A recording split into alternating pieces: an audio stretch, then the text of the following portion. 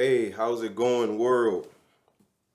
This is Corey Lee here again with Lee Corey Photography, and I want to apologize that this is only episode 2 of my LC podcast, my Lee Corey Photography podcast.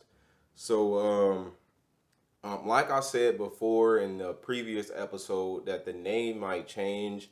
I just had to call it something just to get started. This is kind of where I give people advice to beginner or aspiring photographers. Advice you don't always hear, especially on YouTube, between like a lot of the a lot of the other YouTube photography channels. Like there's always been something that I saw was missing in that area, and people don't always get genuine life changing advice. They usually get advice on what gear you need to buy and what lens compares to what, and reading off the spec sheets of new cameras and things like that. Like I don't see anything wrong with stuff like that, and there will be an element of that to this. But my podcast is designed to get beginner photographers to learn from the nearly 10 years of experience that I've had since I was a beginner photographer, that could help take their photography to the next level as soon as they possibly can. You know what I mean? I'm here to give you the advice that would actually change your photography, and not the advice that would change how much money you have in the bank and your photography stays the same. Okay? Um and like I said, a lot of the advice you might get, it might require you to buy some gear. You know, photography is gear centered. You cannot I mean, you can still say what you want to say about who you are and about the skills you have, but photography is nothing without a camera. You can be a photographer and not own a camera, but you can't do photography without that. You can't do photography without a lens. Um, It'd be real hard to do photography without a computer. So a lot of a lot of photography is legitimately gear centered, and there's really nothing that we can do about that. You know, it is what it is. But this is not about what lens you should upgrade to, what camera you should upgrade to, what you should buy from my Amazon store or anything like that. And there will be a lot of that, but that's not what this is centered around. So, some advice that I had on my mind yesterday about the things that I would tell beginner photographers. If if I can start photography all over again, if I can start from a brand new beginner all over again with some of the knowledge that I do have, there are some things that I would urge you to learn immediately. If you just bought a camera yesterday, you just bought one last year, you're probably at the stage where you're trying to get your pictures to look more like the pictures you liked. You're trying to get your pictures to look more sharp and clear. You're trying to get your pictures to look more like what you see everywhere else. And a lot of emotion can go into photography. A lot of people's emotions do get wrapped up into their work. That's not necessarily a bad thing, but that's just here to tell you that there are ways you can save yourself a lot of emotional stress when you want to improve your photography, and that is by studying the right things. You can study the wrong things all day. That might teach you something, but it won't get you where you need to go to be at the next level. You can read up about lenses all day long. You can read up about the differences between camera brands and camera models all day long. You can read up about uh, editing software and stuff like that all day long. But there are some things that you need to learn right now that I guarantee will make photography more enjoyable, will make it look a lot more professional, and you are also able to express your imagination a lot faster and easier. See that, like that right there is where people run into a brick wall. It's not that they have trouble getting it to look good. It's not that they have trouble getting it to look professional. It's not that they have trouble pleasing their clients. It's not that they have trouble getting a job done. A lot of photographers, especially beginner photographers, they have trouble with creating the images they saw in their mind at first. You know what I mean? And sometimes I remember days when I would do different portrait jobs and things like that, and nobody would think my pictures looked bad. In fact, they were really, really happy about them.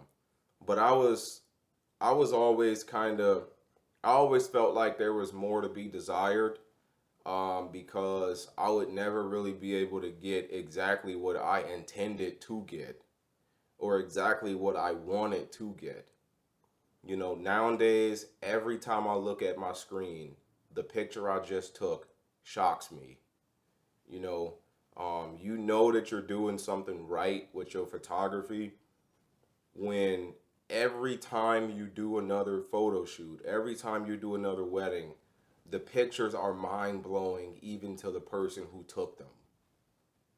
So,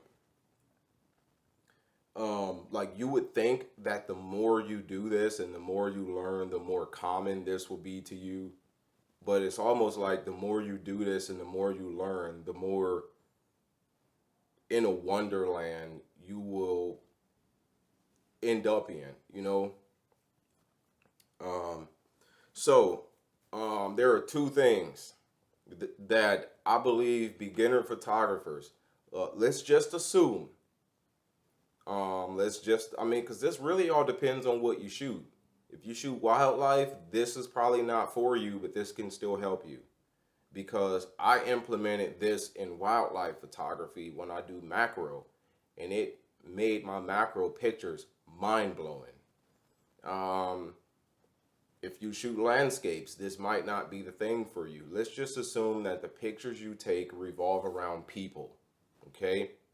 Portraits, weddings, birthday parties, corporate events,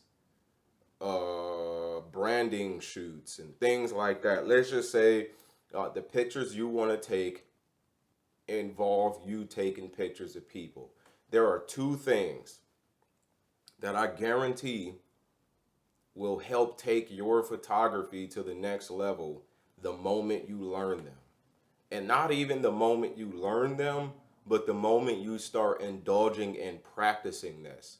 The moment you begin to put this in practice, even if you're just experimenting with seeing how it works, this could actually make your photography significantly different. Okay? Now I'm going to start from the least important to the most important.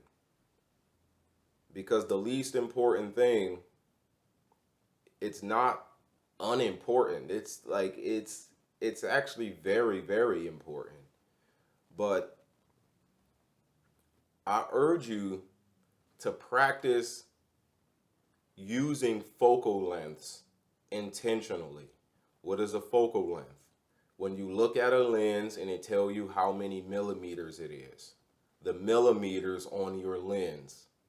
I mean, like I'm sure there's a deeper science to it. And in photography, you're going to find a lot of people who know a lot about the scientific terminology for everything, but their pictures look like crap, okay?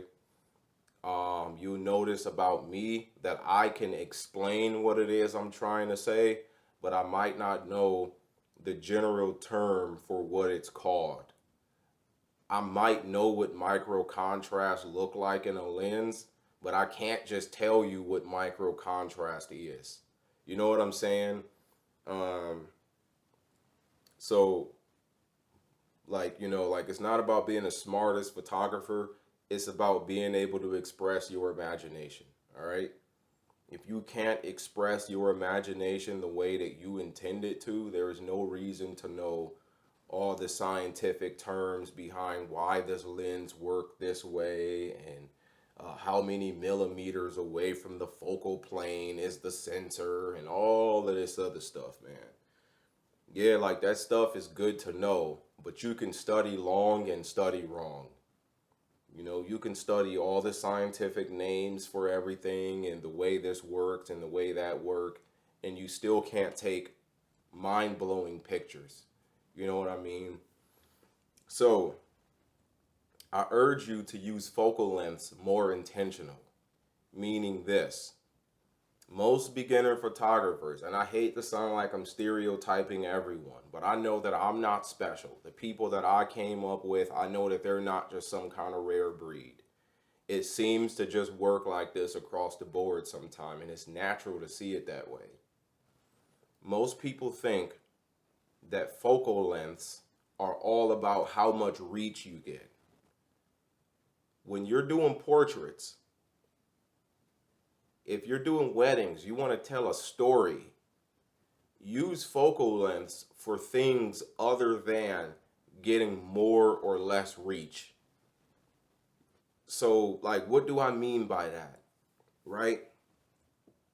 There is a difference in look between a 24 and a 28. There's a difference in look between 24 and 35. There is a difference in look between a 35 and a 50. There's a difference in how pictures turn out to look between a 50 and an 85 millimeter. Pictures look different no matter what distance you're at. They just turn out different. Let's just say I wanted to take a picture of a bucket, right? And I had two cameras with two different lenses. One had a wide lens, like a 24, and the other had a more normal lens, like a 50. But I wanted to make the bucket the same size in the frame. I want the same amount of bucket in the picture, and I want the same amount of headroom at the top of the bucket, and I want the same amount of foot room at the bottom of the bucket for each picture. That's gonna call for either getting up closer with the wide lens or scooting further back with the longer lens. And let's just say you got the bucket the same size in each picture. You will notice that it makes the picture look different, regardless of whether or not you got the full bucket in there, regardless of whether or not you were able to shoot the person's full body. There are good reasons to shoot full body portraits with long lenses. To a lot of people, that might not make sense why you would do that when you could always zoom your lens back down to 35. Why are you going to 105 millimeters and standing way far back to get a full body when you can stand right up close to them and just use 35 millimeters? Longer lenses compresses things. It compresses your subject. It compresses your background. It compresses your foreground. Wider lenses will generally give you more background. It'll give you more things in the background. It'll loosen up your background. Wider lenses will loosen up the features of your subject. Longer lenses will make your subject more bulky looking, and it will give you less background, even if you made the subject the same size in the frame. You want to intentionally pick focal lengths based on where you are shooting. I shoot outdoor portraits. That is my specialty form of photography, is outdoor portraits. So I look at the majority of what I'm saying based on my journey with outdoor portraits. Okay, I still shoot weddings, I still shoot birthday parties, I still do studio work, but outdoor portraits is my specialty form of photography. That's what people call me for, is they want a nice seasonal outdoor portrait photo session, especially during the fall. I get more calls in the fall than I do any other season for outdoor portraits because fall is just beautiful. But you want to pick your focal lengths wisely. It is not enough to just say, okay, I got enough reach. You want to know why you pick that lens, because you can make the picture look significantly different all based on the lens you decided to pick. So the only way to learn how a focal length is going to affect your picture is by just practicing what each focal length would look like at certain distances. Take a zoom lens and challenge yourself to either shoot at 50 millimeters for a week. And now you understand how a 50 millimeter focal length behaves.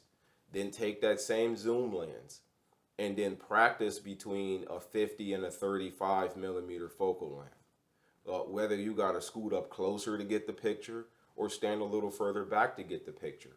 You want to avoid composing your images just based on zooming. You want to compose your image in your mind based on how you want it to look and say, okay, based on how I want this picture to look, I want less background. That means I'm going to need a longer lens. I want more background, but I want my subject to be big in the frame. That means I'm going to need a wider lens and I'll have to scoot up closer.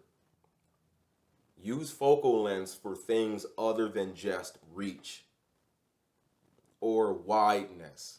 You want to know why you pick that focal length. Certain focal lengths are better at storytelling than others.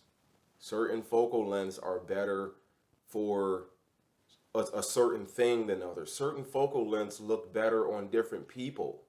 Like when I'm shooting photos of somebody that's just a little on the bigger side, I know not to take the longest lens I have and shoot the majority of their images, because it can make somebody who's already, too self-aware of their weight look like they're bigger than what they really are. If there's somebody who's too self-aware of being skinny, I know not to take a wide lens and make them look even more skinny than what they are. You know what I'm saying? And then not only that, you want to be able to pick the right angle per lens you use. Don't just shoot at any given angle, because angles change the way focal lengths behave, especially when you go to the wider lenses. The wider lenses, it has a tendency to make bodies look too big for the head or heads look too big for the body. There's time and place for that look. But if you want to figure out how you can avoid that look, a longer lens will flatten stuff out more. It'll also give you a smaller slice of that background. Even if you scooted all the way far back and got your subject's full body. Focal lengths do more than give you reach or wideness.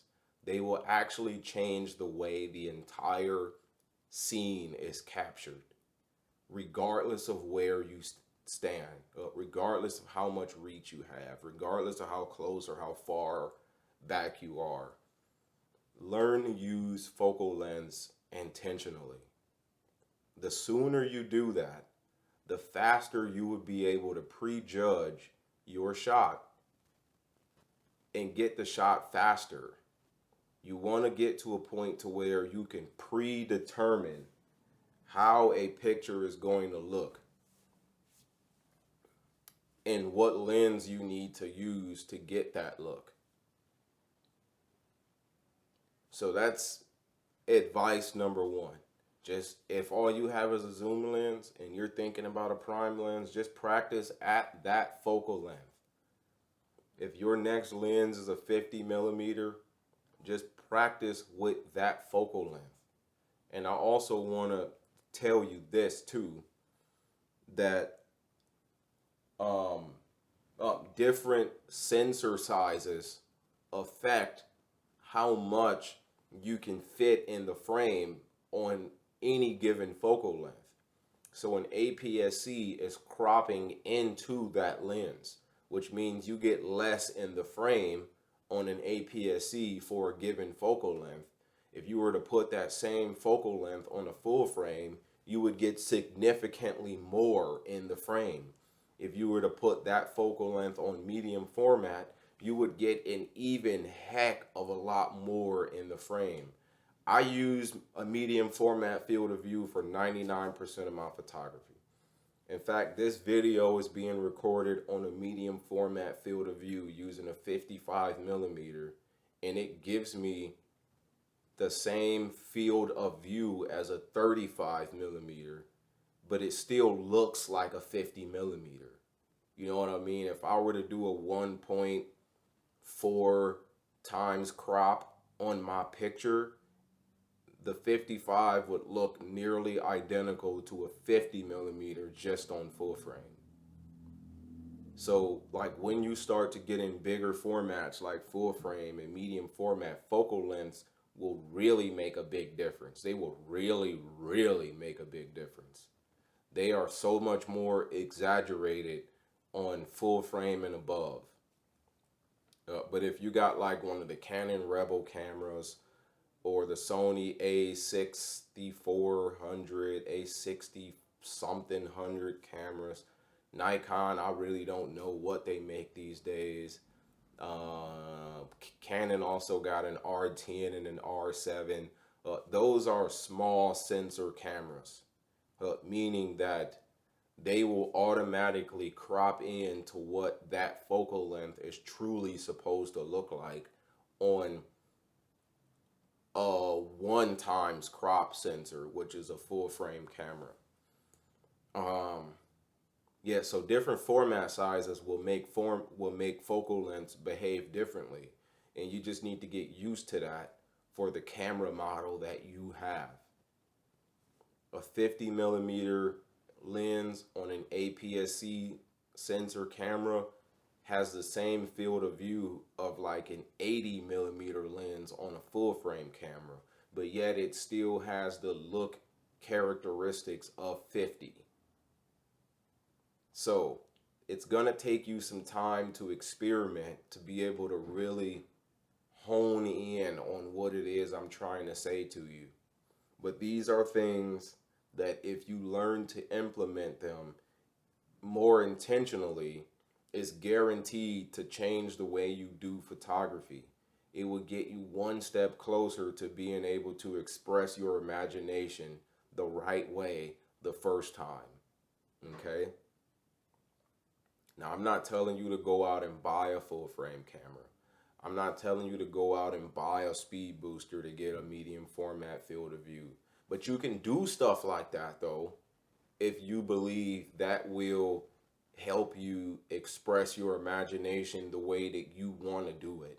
You know, that's the reason I don't have an actual medium format camera. I have a Canon EOS R with a medium format speed booster on it, because all I really wanted from medium format was that change in how my focal lengths work.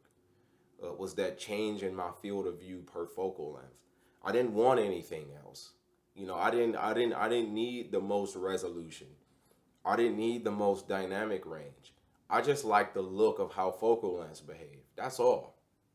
That's going to be the number one thing that stands out about going to a bigger format, is the look of how focal lengths behave. That's it. Everything else, you can still get that. You know, like you can still get more resolution with the right software. You could still get more dynamic range if you did an HDR image, or if you use lighting correctly. And that's number two. The most important thing is you want to learn artificial lighting. Learn how to use artificial lighting as soon as you can. But not just learning how to use artificial lighting, but you want to use lighting for things other than getting the correct exposure. You want to use lighting for reasons that have nothing to do with just getting enough brightness, right? When I first got into photography, I had a couple speed lights and stuff like that, and I only used flash when it was just too dark for me to get the picture I wanted. When you learn to use artificial lighting for any reason other than needing enough brightness, you will become one step closer to being able to express your imagination the way you want to the first time. It will literally improve your photography to death. I promise you it would. Because there's something about you using your own light that makes a picture have more depth to it. It it creates moods. It creates look and feel. If all you do is use the lighting you have available, then you're not really giving yourself enough opportunity to be more creative. Um, Most people love natural light photography. And I know why a lot of people like natural light photography because, it has a certain look and feel to it. But then on the other hand, there are people who like natural light photography specifically because they don't want to learn flash. And so they become like a natural light guru or a natural light fanatic because they're trying to justify to themselves the reason they don't want to learn another skill. You know what I mean? And it's not enough to just use flash for just more light. You know what I'm saying? You want to use flash to create look and feel in your image, not just for more light.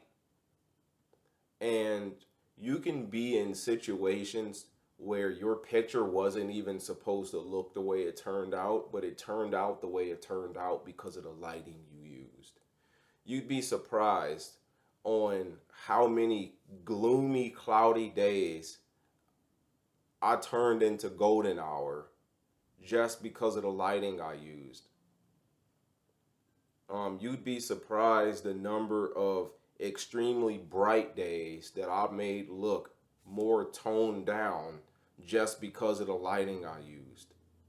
If you can bring your own sun to an outdoor photo shoot, then you don't have to work around how hard the sun is that you're shooting in. Yeah, the sun, like the available light does matter because you don't want to overexpose, you know what I mean, especially right on somebody's face, but you want to render available light more and more inconsequential to you being able to get the picture to look the way you want to. I used to chase around golden hour. Oh, we got to shoot around sunset. That's when the light looks the best. Now I go outside at any given time of day and I get the picture I'm looking for because I know how to implement my lights.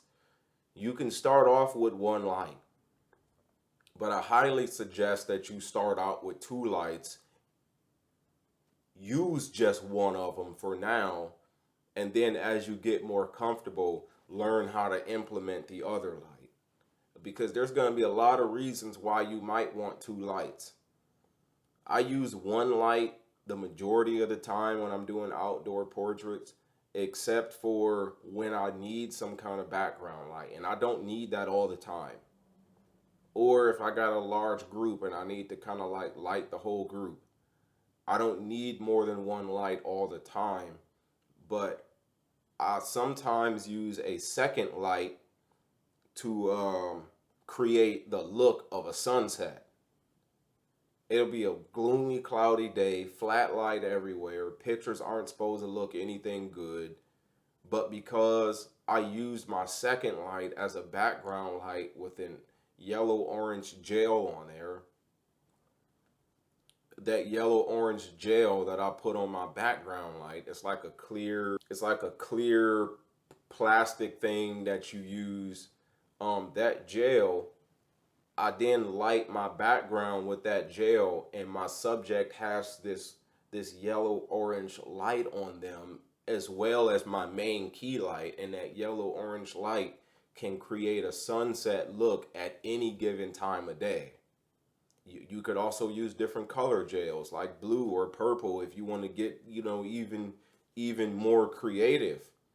But that stuff, like using gels need to come after you just learn how to use the one light. You know what I mean? Like using gels is like, it's not going to set you up for learning too much at once, but you need to know how to work light before you try to learn how to work using a gel too.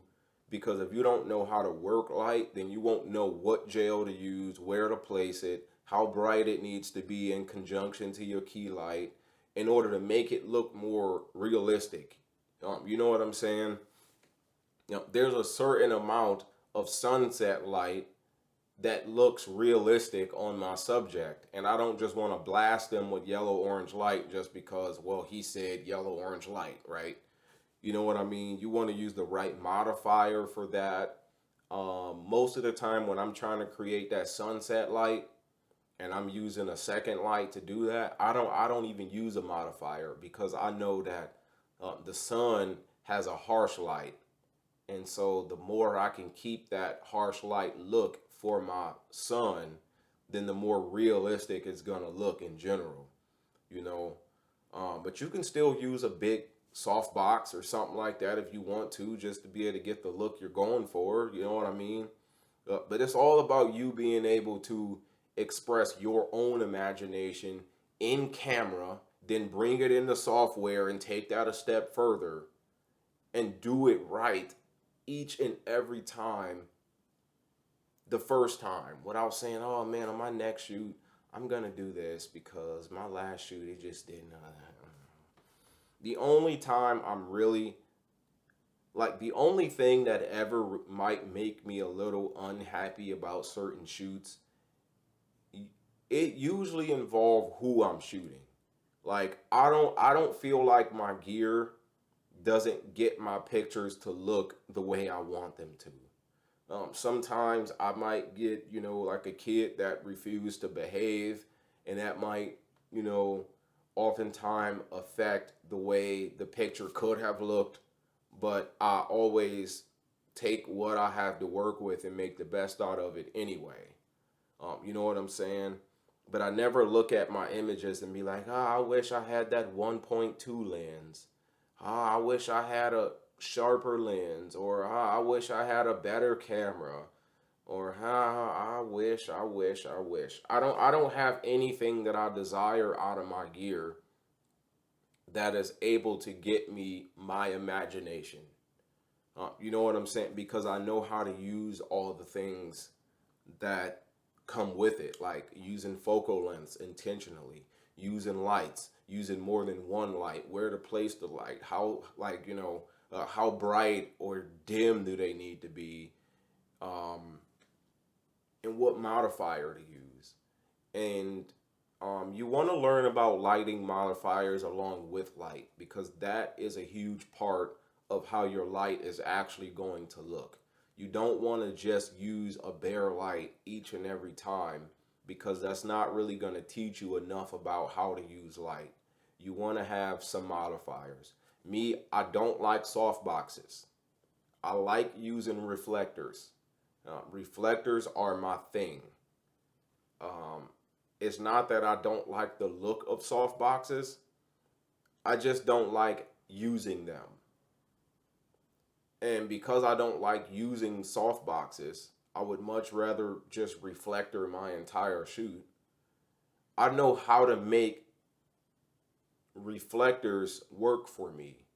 I know which reflector to use to get me a softer light. I might need more than one light to be able to make that work. You know what I'm saying? And if I had to do it, I would use a softbox. Like if the situation called for it, I would. I just would much rather use a reflector. So the sooner you learn about everything but what what camera models exist and what lens models there are and what lens I need to do this. Listen, I did the most of this with just the kit lens. A lot of my photography changed not when I bought a better lens, but when I actually started using light. My photography did not change when I bought a better lens, but when I actually used focal lengths more intentionally. I remember a point in time when I had all the high-end Canon L series lenses. Now I use old manual focus lenses, and my photography looks better now than it did before. And I had $3,000-4,000 worth of lenses. Now I don't even have $1,000 worth of lenses, and I've got 8 of them, and my photography look 1,000 times better than what it used to. Probably not 1,000, because 1,000 is a huge, like, like, I didn't come from just nowhere, you know what I'm saying? Like, I mean, they did look good at first, but, a better lens and a better camera can only take you so far. Learning how to use light and learning how to use the lenses you have more intentional, that's like, see, like upgrading your camera should not really make you a better photographer. That won't happen. You actually have to learn the stuff. You know what I'm saying? Sometimes we think that we can just buy our way to greatness. As long as I bought the most expensive camera, then I know that I won't have any competition because my camera is better. Like, that's not gonna happen. You actually have to have an eye for how you use your gear. Like, you can't just say, hey, I got a nice camera, so all my pictures are gonna look professional. No, you can have a nice camera and still take flat, boring pictures all day long. I used to do it. I did. Now I got a 5, 6 year old camera and 30-year-old lenses. And I mean, like, the vast majority of my portrait sessions blow my mind. They do. I'm amazed every time I look at the screen. I'm like, wow, that looks so cool. And then my clients look at it and be like, oh, wow, I didn't expect that to look that way. I'm like, I ain't either. I just did it. But, I mean, you just want to be able to know that in any given circumstance, you can make what it is you want to make. You know what I mean? You don't want to be dependent on if I had a better camera. You don't want to be dependent on if I had a better lens. You don't want to be dependent on if we had better light outside. There's time and place for needing a lower light lens. But you can spend less money on actual light than what you would need to spend on a lower light lens. And that would render the whole reason you need a lower light lens more and more useless, right? Well, I got an f4, maybe I need the 2.8. No, maybe you can just get a speed light. Maybe you can just get a studio strobe. Maybe you can just get an actual light, because even with f2.8 lenses, I'm still shooting at f5.6. Still. Like, a lot of beginner photographers don't think about stuff like that. They think that the secret to better professional looking photography is f2.8. I need that 2.8 lens. This f4 isn't getting me anywhere. Well, guess what? Even if you had a 2.8 lens, 80% of what you need to shoot, you might need an aperture of f4 anyway. They don't talk about stuff like that when they're trying to sell you gear on YouTube and stuff like that. Like, they don't say that all the time. My f2.8 lens, I don't use f2.8 all the time. That's my widest, well, other than my 50 f1.8.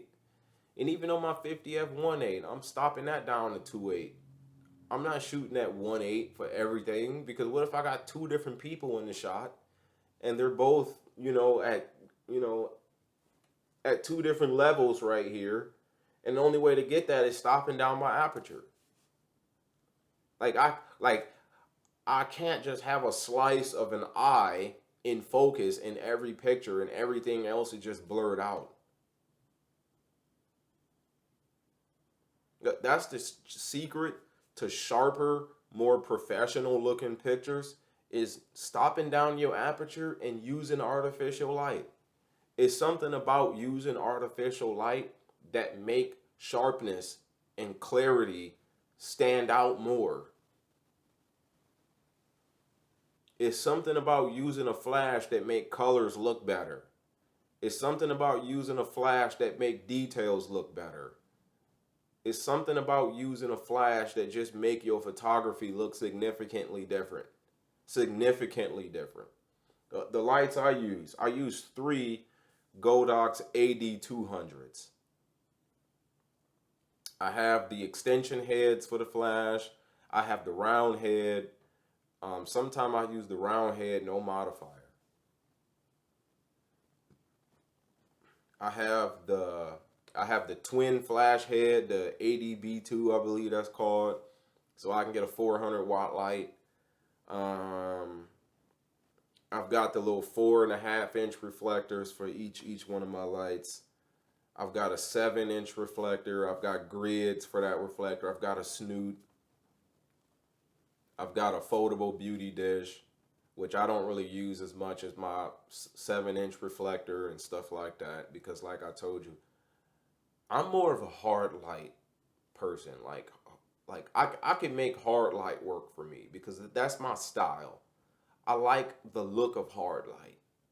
I'm not that impressed with like the most soft light. Like, yeah, like I get it. Like soft light looks flattering, but hard light can too. You just need to know how to use it. Hard light can look just as flattering as soft light. It just won't look soft like soft light. It'll be its own thing, done in its own way, that you can make look mind blowing the way soft light can look. I mean, when I'm doing outdoor portraits, I don't want to be carrying around a 40-inch octabox and it's blowing off in the wind and my lights falling over all the time. Well, use a sandbag. I don't want to have to do all that. I want to pick up my gear, place it where I want, use it the way I know how to use it, and make it work. I want to be able to walk through this park. I don't want to have to drive to each side because I still got to carry this softbox around and these sandbags and all. No, like that's time. You know what I'm saying? I don't want to have to be setting up a softbox each and every time I gotta. I mean, bad enough I gotta set up the light and the softbox too. Like, I'm not against softboxes, but just don't let the industry make you believe that the key to better lighting is a bigger softbox, because it's just not. The key to better lighting is learning how to use it. That's it. Learning how to use it. The key to better lighting is not in a bigger softbox. The key to better lighting is not in a reflector. The key to better lighting is not in a more powerful strobe. It's just in learning how to use it in general. Because if you learn how to use it in general, you can make anything work for you. But if you don't know how to use it, then you're missing out. Like, don't feel left out because you're the only one without full frame. Don't feel left out because you don't have one of those red ring lenses. Don't feel left out because, well, everybody's gone mirrorless except me. You need to feel left out if you don't know how to actually work the gear you have. And work gear that you might not have that you actually need as somebody that want to do portraits. As a portrait photographer, lighting is just as important as a camera and a lens. It is. That's part of your gear. Like, that's part of your equipment. Now, you don't have to do what I'm saying, and you can still take nice photography. But all I'm saying is, you would be able to have more control of how your photography turn out to look if only you did do what I'm saying. You want control over how your imagination is expressed. You don't want to be controlled by the elements. Like, you don't want to be chasing around the sunset hour. You don't want to be looking for only the sunny days. You don't want to be looking for only the cloudy days. You want to be able to say, I can make this picture look any way I want in any lighting I have. I can make this picture look any way I want, regardless of where I am, what time of day it is. And there's some things you just can't change, like where you shoot, right? If you're shooting around a bunch of buildings, don't expect to just, have foliage and trees just appear because you're a good photographer, unless that's what you really have. You know what I mean? There's certain things you can't change. If the sky is pitch black, you can't just assume that you can just make it big, bright, and blue, all because you're a good. I mean, like, you got to know things you can change and things you can't. You know what I mean? But if you just started photography, you want to grow immediately, I would do those. I would just practice using my lens just to see how this looks at this amount of millimeters, how this might look at this millimeter, how that might look at that millimeter. Let me see what just taking pictures at 100 millimeters would look. What do I need to do to get this shot to look good at 100 millimeters? You want to practice those things. Those would actually make you a better photographer. I kid you not, they would. Now, they might not make you more creative, but they could help you express your imagination in any way that you want to. And that is usually the bigger difference between somebody being happy with their photography or not. When I first got into using artificial light, the first time I really, really started to actually try to learn it, not just use it, but try to learn it. I was doing macro a whole lot. I was always unimpressed with my macro because it was either too noisy or too shaky. Because with macro, I mean, light and shutter speed and depth of field, it's like now you got the aperture you want, but you don't got the shutter speed you need. Okay, now you got the shutter speed and the aperture you want, but you're at an ISO too high. I'm like, let me just throw a flash in there. Threw a flash in there, macro is mind blowing. I've never been that impressed with any of my macro photography since the day I just said, let me use a flash with it. Blew my mind, man. Blew my freaking mind. I started using lighting more with portraits and started using lighting more at weddings, and even in rooms that are already well lit, I still use lighting. Because lighting can help you create a look and feel that just the room lights won't. Lighting can help you create a look and feel that the sun outside won't. So that's pretty much all I got to say. So the lights I do recommend for any beginner photographer is always a Godox AD200. The Godox AD200 is a lighting system all of itself. I wouldn't recommend anything other than that. Not an AD100, not an AD400. Get yourself an AD200. I use my AD200 as a speed light with the extension head, as long as I have the XT2 adapter, the flash trigger that actually has a hot shoe on top of it. I use my AD200 as a speed light. I use my AD200 as a studio strobe.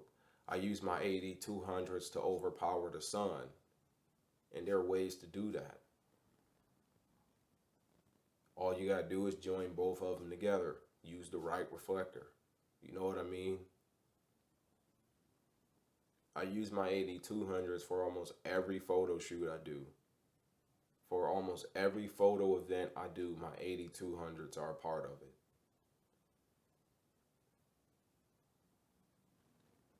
If I'm gonna take my camera, I'm gonna take an 8200. That's just part of my kit. That's like leaving out the house for the day to go shopping and not have your wallet.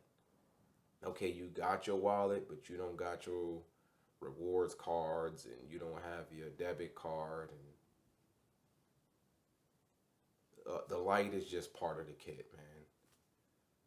Learn these things. So many beginner photographers don't want to learn flash because bad enough they still have to learn how to work the camera they have. So go ahead, get you some practice in with just working your camera. But don't forget, lighting should be looked at as part of your kit. Don't neglect that. Because neglecting learning how to manipulate light is only going to prolong your time of being, it is only going to prolong you not being able to get the pictures you imagine. And maybe the pictures you do don't require light, but if you're doing portraits, just get a light. Like, honestly, like the people you shoot pictures of, they deserve your effort to be able to get them more professional results. I would not spend money on a photographer who thinks that just because they have a better camera than my phone, that the pictures are going to be impressive.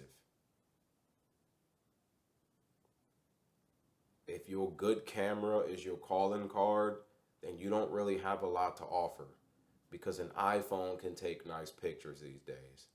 No, it's not a big sensor, but still,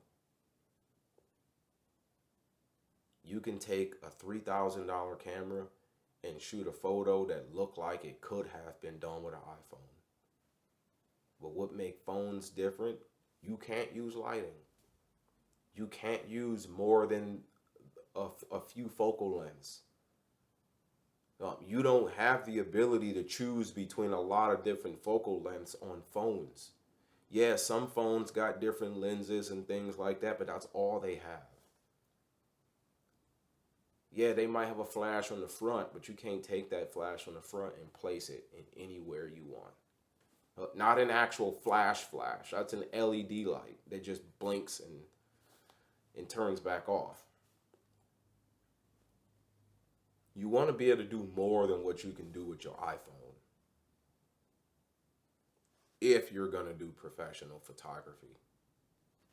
But that's pretty much it. I want to give you all a little bit of a break. Just think about what I said. Research what I said. See if what I'm telling you is true. See if somebody else is saying the same thing. See how lighting might have improved somebody else's photography. But hey, don't forget to give this video a thumbs up if you enjoyed it. If you learned anything, give this video a share to whatever photography group that you're a part of. I want you to know that I am not the smartest photographer in the world, but I do have 10 years of experience that can help you learn something legitimately overnight, okay?